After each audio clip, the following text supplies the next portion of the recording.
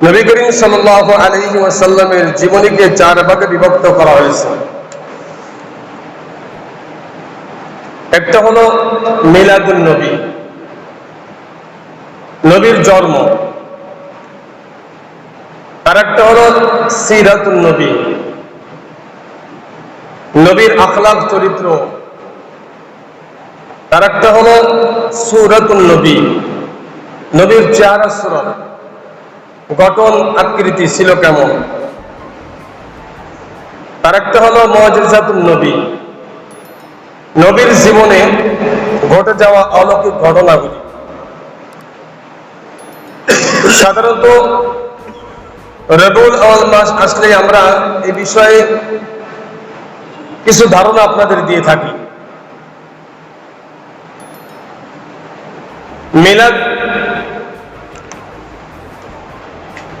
মিলাদুন নবী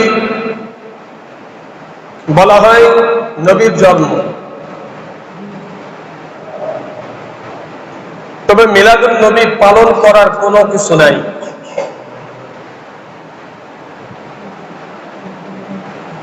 যদি কোনো ব্যক্তি সিরাতকে ফলো করে, সিরাতের ভিতরে মিলাদুন নবী, সিরাতুন নবী, সূরাতুন নবী, মুজিজাতুন নবী সব কিছু এর ভিতরে দাখিল। শুধু যদি কেউ মিলাদুন নবীকে ফলো করে তাহলে সে অন্য তিনটা জিনিস থেকে সে মাহরুম থাকবে। ইহুদি খ্রিস্টান তাদের চক্রান্ত হলো মানুষকে এই কথা বোঝানো, মানুষের কাছে এই কথা প্রসিদ্ধ করে দেওয়া যে মিলাদুন নবী খুবই গুরুত্বপূর্ণ একটা জিনিস।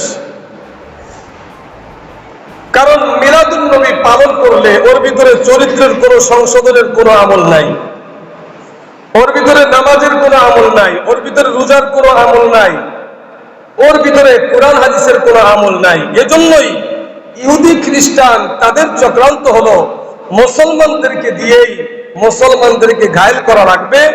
এজন্যই তারা মিলাদুন নবী এটাকে এমন ভাবে প্রসিদ্ধ করেছে, মনে হচ্ছে যে মিলাদুন নবী আদায় করা, পালন করা ফরজ আইন।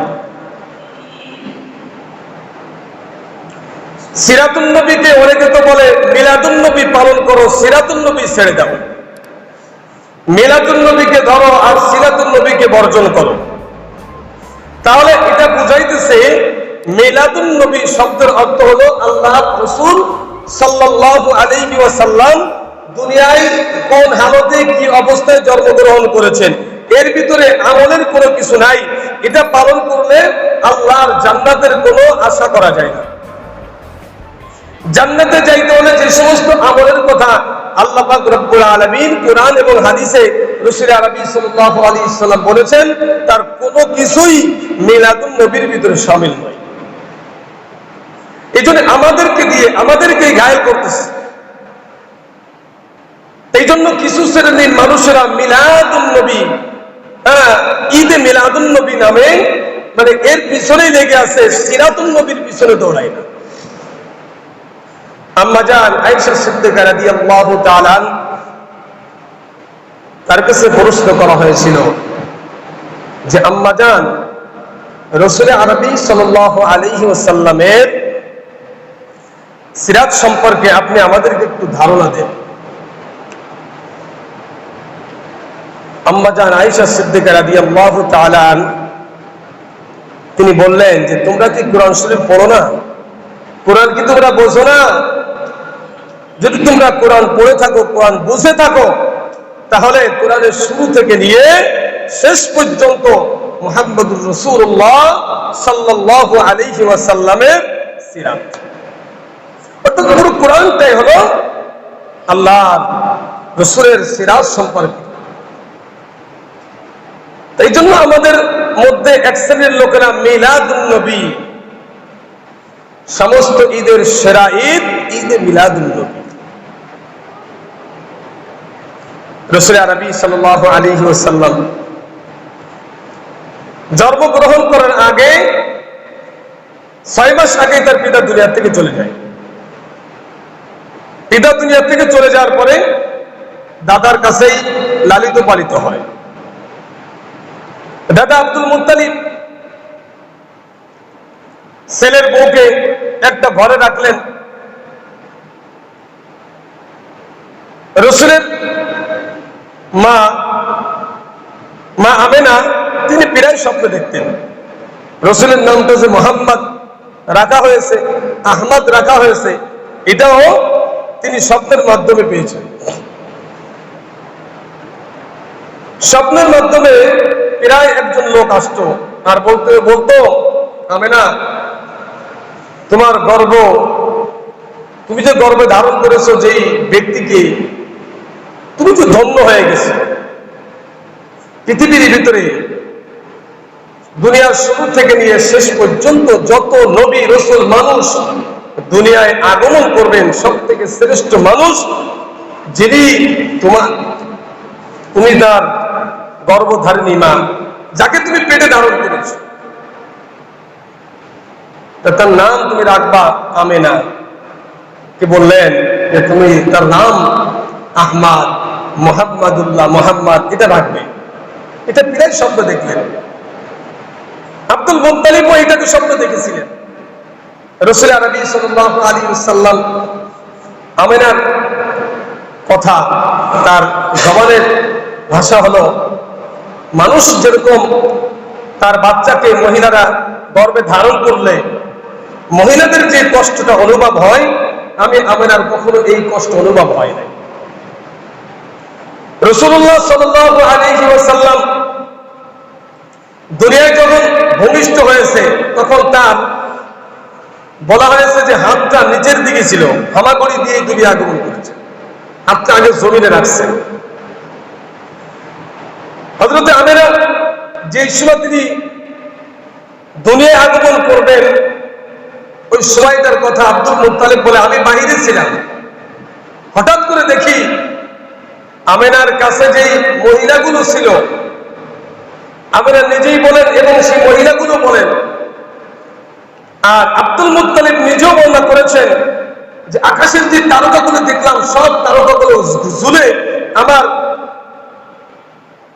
ছেলের বউ আমেনা যে ঘরে আছে, ঘরের দিকে কেমন যেন লাইট দিতেছে, আলো দিতেছে, সমস্ত তারাগুলো যেন নিচেই চলে আসছে। আলোর কোনো ব্যবস্থা ছিল না, কাউকে একটা আলোর ব্যবস্থা করার জন্য বলা হলো।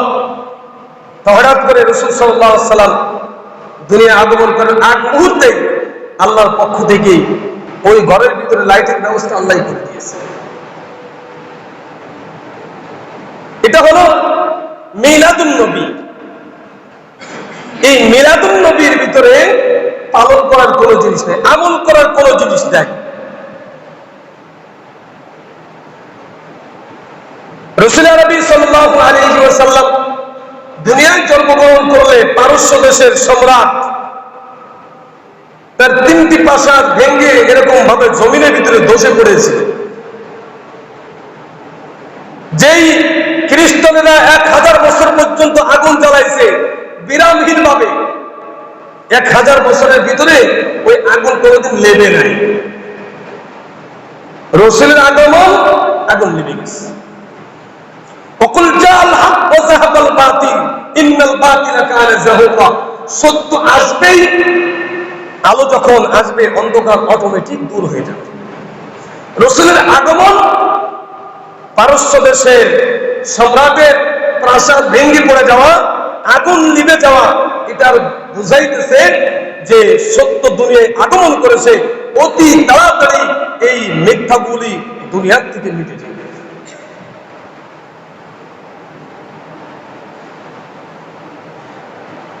এটা হলো রাসূল সাল্লাল্লাহু আলাইহি ওয়াসাল্লামের মিলাদ, যাকে আমরা মিলাদুন নবী সাল্লাল্লাহু আলাইহি ওয়াসাল্লাম বলে থাকি।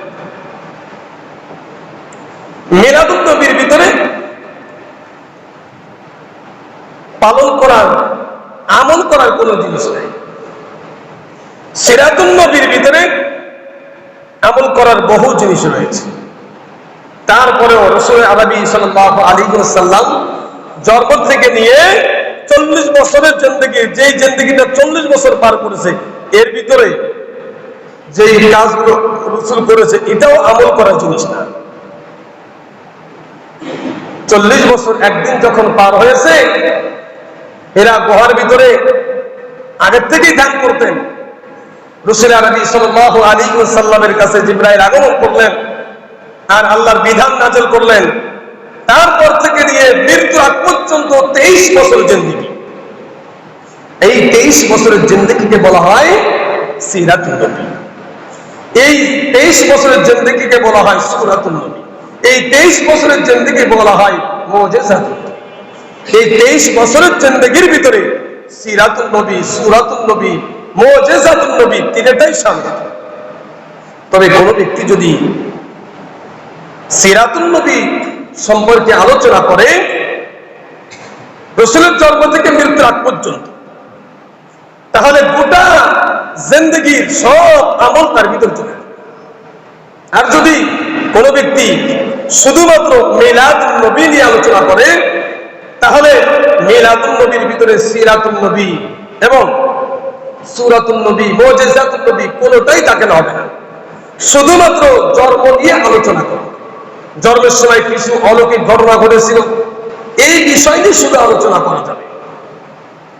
এজন্য ইহুদি খ্রিস্টানেরা চায় মুসলমানদের শ্রেষ্ঠ নবী তার মিলাদুন নবী পালন করে, যাতে করে সিরাতুন নবী তার ভিতরে না আসতে পারে। এটাই হলো তাদের মূল টার্গেট। আর এর পিছনে পড়ে আছে আমাদের কিছু মুসলমানেরা, তারা শুধুমাত্র এই মিলাদুন নবীর পিছনে পড়ে আছেন। সমস্ত ঈদের সেরা ঈদ ঈদে মিলাদুন নবী। রাসূল আরবি সাল্লাল্লাহু আলাইহি ওয়াসাল্লাম যখন মক্কা থেকে হিজরত করে মদিনায় গিয়েছিলেন, তখন এই যে ঈদ, দুটো ঈদ, ঈদুল ফিতর, ঈদুল আযহা, এটা আমরা কিন্তু সুষম পালন করি না। রাসূল আরবি সাল্লাল্লাহু আলাইহি ওয়াসাল্লাম যখন মক্কা থেকে হিজরত করে মদিনায় গেলেন, দেখলেন ইহুদিরা এরা কিছু দিন পালন করত। আল্লাহর পক্ষ থেকে মুসলমানেরাও এই দিনে উৎসব করবে। আল্লাহ তাআলা মুসলমানদেরকে দুটি উৎসবের দিন দিলেন। একটা হলো ঈদুল ফিতরের দিন, আর একটা হলো ঈদুল আযহার দিন। এই দুইটা ঈদ, এরপরে দ্বিতীয় তৃতীয় করে ঈদ নাই, তৃতীয় কোনো ঈদ নাই। যারা বলে তৃতীয় ঈদ, তারা তো তৃতীয় ঈদ বলে না, তারা বলে সকল ঈদের সেরা ঈদ, ঈদে মিলাদ। হ্যাঁ, আপনি রাসূলের জন্ম নিয়ে অবশ্যই আলোচনা করবেন, রাসূলের জন্ম সম্পর্কে মানুষকে ধারণা দিবেন, এটা অবশ্যই দিবেন। তবে এই কথার ভিতরে, এই জন্মের আলোচনার ভিতরে আমল করার কোনো জিনিস নাই। যেই জিনিস আমল করলে আল্লাহর জান্নাত আপনার আমার জন্য সুগম হয়, আল্লাহর জান্নাতে যাওয়া আপনার আমার জন্য সহজ হয়ে যায়, এমন কোন আমল এই মিলাদুন নবীর ভিতরে।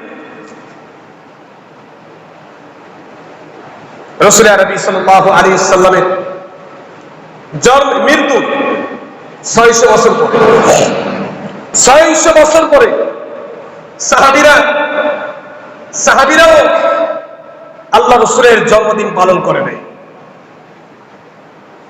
তাবেঈনরাও পালন করে নাই, তাবেঈনরাও পালন করে নাই, আইম্মায়ে মুজতাহিদরাও এই রাসূলের জন্মদিন পালন করে নাই। রাসূলের মৃত্যুর 600 বছর পরে ইরাকের একজন প্রসিদ্ধ একজন আলেম ছিলেন। তিনি বাদশার কাছে থাকতেন, বাদশার কথা মতন তিনি ফতোয়া দিতেন। যেরকম আমাদের দেশে কিছু মৌলবীরা আছে, তারা সরকারের পিছনে পিছনে থেকে সরকারের অনুযায়ী তারা ফতোয়া দেয়। আর এদেরকেই রাসূল সাল্লাল্লাহু আলাইহি ওয়াসাল্লাম বলেছেন উলামায়ে সু। এই কিছু আলেম ওই বাদশার দরবারে থাকতো, বাদশা তাকে বেতন দিত, তার যেটা ভালো মনে হতো সেটাকে ভালো ফতোয়া দিত, যেটা খারাপ মনে হতো সেটা খারাপ ফতোয়া দিত। যদিও শরিয়াতে সেটা খারাপ, তার কাছে ভালো মনে হয়েছে এটা ভালোর দিকে ফতোয়া দিত। এই আলেম সর্বপ্রথম ইরাকের ভিতরে রাসূলের মৃত্যুর 600 বছর পরে এই ঈদে মিলাদুন নবী অর্থাৎ মিলাদুন নবী পালন করেছে। ইতিহাসের ভিতরে এই লোকটার কথা পাওয়া যায়, তিনি সাহাবীদের পর্যন্ত গালি দিতেন, উলামায়ে কেরামকে তো গালি দিতেন, সাহাবায়ে কিরামদেরকে পর্যন্ত সে গালি দিতেন। রাসূল আরবি সাল্লাল্লাহু আলাইহি ওয়াসাল্লামের জন্ম নিয়েও অনেক আলোচনা আছে। আমাদের প্রসিদ্ধ মত, আমরা জন্মের পর থেকে শুনে আসতেছি রাসূলের জন্ম 12ই রবিউল আউয়াল। 12ই রবিউল আউয়াল নবীজির জন্ম, এটা আমরা শুনে আসতেছি।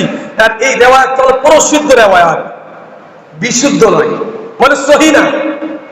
সহিহ রিওয়ায়াত মুহাক্কিক উলামায়ে কিরামের সহিহ রিওয়ায়াত দ্বারা বোঝা যায় 8ই রবিউল আউয়াল রাসূল আরবি সাল্লাল্লাহু আলাইহি সাল্লাম সোমবার, রাসূল আরবি সাল্লাল্লাহু আলাইহি সাল্লাম হস্তি বাহিনী যেই বছরে আবরাহার মক্কার ভিতরে এরকম হামলা করেছিলেন, এই আবরাহার হামলা করা ওই বছরই রাসূল আরবি সাল্লাল্লাহু আলাইহি ওয়াসাল্লাম 8ই রবিউল আউয়াল সোমবারের দিন শবে সাদিকের সময় রাসূল আরবি সাল্লাল্লাহু আলাইহি ওয়াসাল্লাম দুনিয়া আগমন করেন। এটা হলো বিশুদ্ধ সহিহ রিওয়ায়াত। আর প্রসিদ্ধ রিওয়ায়াত হলো 12ই রবিউল আউয়াল। কিন্তু প্রসিদ্ধ অভিমত হলো, অধিকাংশ উলামায়ে কিরামের মত 12ই রবিউল আউয়াল। সমস্ত উলামায়ে একমত যে 12ই রবিউল আউয়াল সোমবারের দিন রাসূল সাল্লাল্লাহু আলাইহি ওয়াসাল্লামের মৃত্যু হয়েছে। এই বিষয়ে অধিকাংশ উলামায়ে কিরাম একমত যে রাসূলের মৃত্যু হয়েছে 12ই রবিউল আউয়াল সোমবারের দিন। এই রিওয়ায়াত সহিহ যে 12ই রবিউল আউয়াল সোমবারের দিন রাসূলের মৃত্যু হয়েছে। তবে জন্ম নিয়ে ওই সময় তো জন্ম নিয়ে মানুষের ওইরকমই ছিল, এই জন্য তাদের রিওয়ায়াত অনুযায়ী, অধিকাংশ মানুষের রিওয়ায়াত অনুযায়ী 8ই রবিউল আউয়াল সোমবারের দিন শবে সাদিকের সময় রাসূল আরবি সাল্লাল্লাহু আলাইহি সাল্লাম এই দারার বুকে আগমন করেছেন। আর 12ই রবিউল আউয়াল সোমবারের দিন রাসূলের মৃত্যু হয়েছে, এই বিষয়ে অধিকাংশ উলামায়ে কিরাম একমত। কারণ ওই সময় তো এই তারিখ নির্ধারণ করার মতো লোক ছিল। এখন রবিউল আউয়াল মাসের কয়েক তারিখ নিয়েই রাসূলের জন্ম নিয়ে ইখতিলাফ হয়েছে, তবে মৃত্যু নিয়ে ইখতিলাফ নাই। 12ই রবিউল আউয়াল মৃত্যু হয়েছে, এটা উলামায়ে কিরাম একমত। এখন যেই বিষয় নিয়ে সন্দেহ রয়েছে যে 12ই রবিউল আউয়াল যে এটা রাসূলের জন্ম, এটা নির্দিষ্ট করে ইতিহাসের কিতাবে পাওয়া যায় না। কিন্তু ইতিহাসের কিতাবে পাওয়া যায় 12ই রবিউল আউয়াল সোমবারের দিন রাসূলের মৃত্যু হয়েছে। এটা অধিকাংশ উলামায়ে কিরাম মত দিয়েছে। তাহলে যেই বিষয়ে সন্দেহ রয়েছে, যেই বিষয়ে প্রশ্ন ওঠে, ওই বিষয়ে আমরা মিলাদুন নবী 12ই রবিউল আউয়াল কিভাবে পালন করা যেতে পারে? হ্যাঁ, রাসূলের মৃত্যুবার্ষিকী পালন করা যেতে পারে। তবে কোন বার্ষিক কোন অনুষ্ঠান, ইসলামে শরীয়তে দুটি অনুষ্ঠান ছাড়া, ঈদুল ফিতর এবং ঈদুল আজহার ছাড়া বাকি কোন অনুষ্ঠান শরীয়তে এটা অনুমোদিত নয়। মৃত্যুবার্ষিকী বলেন, বিবাহের বার্ষিকী বলেন, জন্মবার্ষিকী বলেন, কোন বার্ষিকী ইসলাম সাপোর্ট করে না। কারণ এই বার্ষিকী আসছে হলো খ্রিস্টান ধর্মের থেকে। তাহলে 12ই রবিউল আউয়াল রাসূলের মৃত্যু, 12ই রবিউল আউয়াল কি রাসূলের মৃত্যু, এই বিষয়ে সমস্ত উলামায়ে কিরাম একমত। তবে 12ই রবিউল আউয়াল রাসূলের জন্ম হয়েছে, এই বিষয়ে উলামায়ে কিরাম একমত নয়।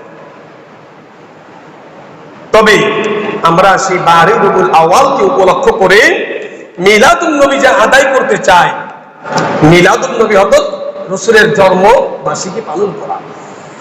জন্মদিন রাসূলের নামে একটা কেক কিনবো, কেক কিনে বিশাল আয়োজন করে তারা কেক খাইতে রাসূলের জন্মদিন পালন করে। তাদের আবার প্রশ্ন আছে, আপনি যদি প্রশ্ন করেন যে এটা কি রাসূল আপনাকে বলছে যে আমার জন্মদিন পালন করতে, এটা তো বেদাত। আপনি যদি এই কথা বলেন যে নতুন কোন জিনিস আবিষ্কার করা এটা বেদাত, এটা কি বেদাত, তাহলে তারা আপনাকে প্রশ্ন করবেন, এই যে আপনি মসজিদটা তৈরি করছেন, মসজিদে টাইলস লাগাইছেন, এটা তো নতুনত্ব সৃষ্টি, মসজিদে ফ্যান দিয়েছেন, এটা তো নতুন সৃষ্টি, মসজিদে মাইক লাগাইছেন, এটা নতুন সৃষ্টি, লাউড স্পিকার আপনি নামাজ পড়ার কথা বলেন, এটা তো নতুন সৃষ্টি, আপনি মসজিদে এসি লাগাইছেন, এটা তো নতুন সৃষ্টি। তাহলে এই সবই বেদাত, সব কি বেদাত। তবে এরা বেদাতের সংখ্যাগুলো জানে না। ইবাদতের ভিতরে বেদাত, একটা হলো ইবাদতের ভিতরে বেদাত, আর একটা হলো ইবাদতের জন্য বেদাত। ইবাদতের জন্য যে বেদাত, ওই বেদাতকে বলা হয় বেদাতে হাসানা, এটা উত্তম। কথাটা বোঝেন নাই? ফজরের নামাজ 2 রাকাত, ফজরের নামাজ 2 রাকাত, সিজদা 1 রাকাতে কয়টা? 2টা। এখন আপনি 2টাকের জায়গায় 3টা দিলেন, 2 রাকাতের জায়গায় 4 রাকাত পড়লেন। এত কষ্ট করে শীতের দিনে উঠছি, 2 রাকাত কম পড়বো কারণ একটু বেশি পড়ি, 4 রাকাতে ফরজ নামাজ পড়ি, নামাজ হবে? কেন হবে না? ওটা হলো আল্লাহর বিধান। আল্লাহর বিধান যেভাবে আসছে ওইভাবেই পালন করার নাম হলো আল্লাহর গোলাম। এখন ইবাদতের ভিতরে নতুনত্ব সৃষ্টি করা, এটাকে বলা হয় বেদাত। আর বলেছেন কুল্লু বিদআতিন দালালা ওয়া কুল্লু দালালাতিন ফিন্নার। ইবাদতের ভিতরে যে বেদাত সৃষ্টি করবে, ওই বেদাত তোমাকে গোমরাহির দিকে নিয়ে যাবে, আর প্রত্যেকটা গোমরাহি জান্নাতে নিয়ে যাবে, এই জাহান্নামে নিয়ে যাবে। তাহলে আমরা এই যে মসজিদের ভিতরে মসজিদ টাইলস লাগিয়েছি, মসজিদে ডিজিটাল ঘড়ি লাগাইছি, মসজিদে এই যে ফ্যান লাগাইছি, এসি লাগাইছি, লাউড স্পিকার নামাজ পড়ানো হয়, মাইকে আযান দেওয়া হয়, এটাও তো নতুনত্ব সৃষ্টি, এটা তো বিদআত। এই বেদাতকে বলা হয় বেদাতে হাসানা। এটা ইবাদতের ভিতরে শামিল না, এটা ইবাদতের ভিতরে না, এটা হলো ইবাদতের জন্য। ইবাদতের কি জন্য? আপনি মসজিদে আসছেন, গরম এসিটা ছাড়লে আপনার শরীরটা একটু শীতল হবে, একটু ভালো লাগবে, ফ্যান ছাড়লে আপনি নিরিবিলি ভালোভাবে আপনি আল্লাহর ইবাদত করতে পারবেন। এর জন্য ফ্যানটা লাগানো হয়েছে, এর জন্য কারেন্ট ব্যবহার করা হয়, এর জন্য এসি ব্যবহার করা হয়, যাতে করে আপনার ইবাদতটা সুষ্ঠুভাবে হয়। আর তা না হলে গরমেতে যখন আপনি নামাজে দাঁড়ান, তখন আপনার ভিতরে অস্থিরতা সৃষ্টি হয়, যে তাড়াতাড়ি মসজিদ থেকে নামাজ পড়ে বের হয়ে যায়, এখানে অনেক গরম, এখানে থাকা যাবে না, আমি অনেক ভেঙে গেছি, হ্যাঁ, এরকম বা বিভিন্ন প্রকারের। এর জন্য অর্থাৎ ওই ইবাদতকে সহি করার জন্য, ইবাদতকে সুষ্ঠু করার জন্য, ইবাদতটা যাতে ভালো হয়, আমলটা যাতে স্থিরভাবে আমি করতে পারি, এই জন্য এই বেদাতগুলো সৃষ্টি করা হয়েছে। আর এই বেদাতকে বলা হয় বেদাতে হাসানা। আমি তো ইবাদতের ভিতরে আমি কি করি নাই? ইবাদতের ভিতরে কোনো বেদাত সৃষ্টি করি নাই। ইবাদতের ভিতরে যেই বেদাত সৃষ্টি করা হয়, ওই বেদাতের নাম হলো গুমরাহি। আর ওই গুমরাহি মানুষকে জাহান্নামে নিয়ে যাবে। এই জন্য মুসলমান ভাইরা, ইবাদতের জন্য যেই বেদাত, যেই নতুনত্ব সৃষ্টি করা হয়, ওটাকে বেদাত বলা হয় না। আর ইবাদতের ভিতরে যেই নতুনত্ব সৃষ্টি করা হয়, ওটাকেই বলা হয় বেদাত। রাসূলের নবী ইয়া নবী সালাম আলাইকা, সুর দিয়ে দুরূদ পড়া, এই সবগুলোকে বেদাত বলা হয়। কেন বলা হয়? আপনি পড়তেছেন কিসের জন্য? সবের নিয়তে। সবের নিয়তে বলতেন এটা ইবাদত। সবের নিয়তে যেটা করা হয় এটা ইবাদত। তাহলে যেই জিনিসটা ইবাদতের ভিতরে শামিল, আর ওটা যেহেতু নতুনত্ব, এটাকে বলা হয় হলো বেদাত। কারণ রাসূলের জামানায় এইরকম সুর দিয়ে, রাসূলের জামানায় কি 200 বছর আগের কথা, ইয়া নবী সালাম আলাইকা, আর ওই যে আমরা যে দুরূদ খুব সুর দিয়ে পড়ি, এটা 200 বছর আগে আসছে। 200 বছর আগে, বেশি দিন না। একজন ব্যক্তি, কয়েকজন মিলে এক জায়গায় দুরূদ পড়তেছে, আল্লাহুম্মা সাল্লি আলা মুহাম্মাদি ওয়া আলা আলি মুহাম্মাদ কামা সাল্লাইতা আলা ইব্রাহিম ওয়া আলা আলি ইব্রাহিম ইন্নাকা হামিদুম মাজিদ আল্লাহুম্মা বারিক আলা মুহাম্মাদি ওয়া আলা আলি মুহাম্মাদ কামা বারাকতা আলা ইব্রাহিম ওয়া আলা আলি ইব্রাহিম ইন্নাকা হামিদুম মাজিদ সাল্লাল্লাহু আলাইহি ওয়াসাল্লাম আল্লাহুম্মা সাল্লি আলা সাইয়্যিদিনা মুহাম্মাদিন মিন নাবিয়্যিল উম্মি ওয়া আলা আলিহি ওয়া সাল্লিম তাসলিমা। যত দুরূদ আছে এই দুরূদগুলো পড়তেছে। আরেকজন ইহুদি, তিনি কবি ছিলেন, যেরকম একজন কবি বানিয়েছেন, বালাগাল উলা বিকামালিহি কাশাফাত দুজা বিজামালিহি হাসানাতু জামিউ খিসালিহি সাল্লু আলাইহি ওয়া আলিহি। কেউ যদি দুরূদ হিসেবে পড়ে তাহলে গুনাহ হবে, বেদাত। দুরূদ হিসেবে যদি কেউ পড়ে, এটা কি হবে? বেদাত হবে। কারণ এটা কোন হাদিসের কথা না, এটা মানুষের একজন আরবি ভাষা, তিনি কবি ছিলেন, তিনি এটাকে বানিয়েছেন কবিতা। তবে এর অর্থগুলো অনেক ভালো, কেউ পড়লে ইচ্ছা করলে পড়তে পারে, রাসূলের শানে। আপনি রসুলের শানে একটা কবিতা বানাইলেন, যেরকম এখন বর্তমান নবীজির শানে গজল বানাইতেছেন, কইতেছেন। তবে এই গজলটাকে যদি আপনি এটা মনে করেন এটা দুরূদ, তাহলে বেদাত হবে। তাহলে কি হবে? বেদাত হবে। তো বালাগাল উলাবি কামালিহি কাশাফাত দুজাবি জামালিহি, এটা যদি কোনো ব্যক্তি দুরূদ হিসেবে পাঠ করে তাহলে বেদাত হবে। দুরূদ হিসেবে পাঠ না করলে রাসূলের শানে আমি কবিতা আবৃত্তি করতেছি, তাতে কি হবে না? বেদাত হবে। তো এই লোকটা বললেন, আরে তোমরা দুরূদ পড়তেছো, আল্লাহ আমি একটু পড়ে শোনাই তোমাদেরকে।